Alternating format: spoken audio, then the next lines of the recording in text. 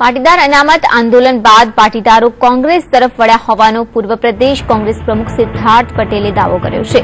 સાથે જ તેમણે હાર્દિક પટેલની મુલાકાત પર ચાલી રહેલી અટકળો અંગે પણ તેમણે પૂર્ણ વિરામ મૂક્યું છે। સિદ્ધાર્થ પટેલે પોતે એ વાતનો સ્વીકાર કર્યો છે કે હાર્દિક પટેલ તેમને મળવા આવ્યા હતા અને 20 મિનિટ સુધી તેમની સાથે ચર્ચા પણ કરી હતી। જોકે તેમણે સ્પષ્ટ કર્યું હતું કે મુલાકાતને આંદોલનનું પીઠબળ ન સમજી શકાય। એક વખત હાર્દિક મને મારા ઘરે મળવા આવ્યો તો એમાં કોઈ નવાઈ નથી અને એમાં કોઈ છુપાવવાનું પણ નથી અને એ આવી અને એની વાત મને 10, 15, 20 મિનિટ મારી સાથે રોકાઈ, ચા પી અને એની વાત મને કરી ગયો હતો। મળવા આવો એને પીઠબળ પૂરું પાડવું ન ગણાય। એટલે પીઠબળ પૂરું પાડવાની વાત તો બિલકુલ વાહિયાત વાતો છે।